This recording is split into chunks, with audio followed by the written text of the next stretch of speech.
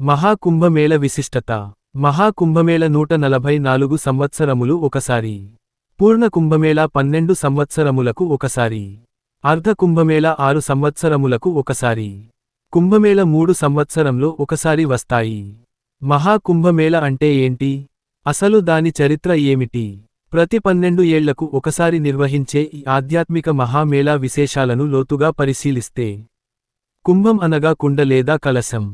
భారతీయ ఖగోళ శాస్త్రం ప్రకారం కుంభం అనేది ఒక రాశి, కుంభరాశి. మేళా అంటే కలయిక లేదా జాతర.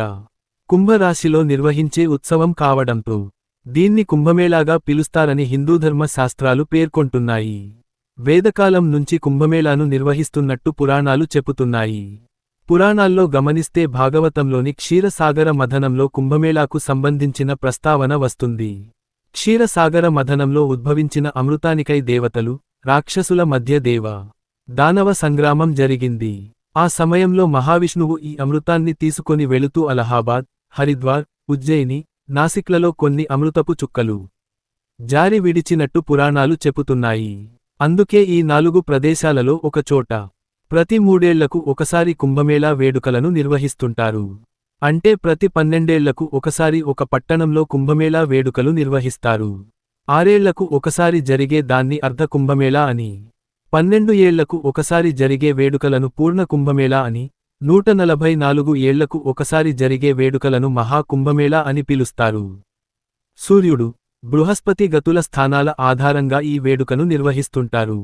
సూర్యుడు, బృహస్పతి సింహరాశిలో ఉన్నప్పుడు నాసిక్లోని త్రయంబకేశ్వర్లోనూ, సూర్యుడు మేషరాశిలో ఉన్నప్పుడు హరిద్వార్లోనూ, బృహస్పతి వృషభరాశిలోనూ ఇంకా సూర్యుడు మకరరాశిలో ఉన్నప్పుడు అలహాబాద్ ప్రయాగలోనూ, బృహస్పతి, సూర్యుడు వృశ్చికరాశిలో ఉన్నప్పుడు ఉజ్జయినిలోనూ కుంభమేళా నిర్వహిస్తారు. మహాక్రతువు. దేశం నలుమూలల నుంచే కాక ప్రపంచం అంతట్నుంచి తండోపతండాలుగా భక్తులు వచ్చి పుణ్యస్నానాలాచరించే మహాక్రతువు కుంభమేళా. త్రివేణీ సంగమ క్షేత్రంలో జరిగే మహాక్రతువు కుంభమేళా. ప్రయాగ. ప్రాణికోటి మనుగడకు నీరే ఆధారం. హిందూ సంస్కృతిలో నదులన్నిటినీ దేవతలుగా భావిస్తారు. మన దేశంలో ఉన్న 7 ముఖ్యమైన తీర్థక్షేత్రాలలో ఒకటి ప్రయాగ. త్రివేణీ సంగమం.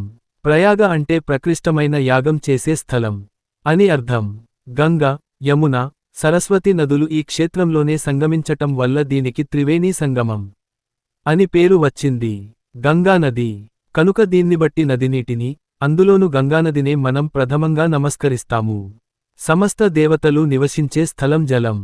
మన శరీరంలో నీటి శాతమే ఎక్కువ. పావనత్వం, కోమలత్వం, శీతలత్వం గంగానది నీటి యొక్క ప్రత్యేక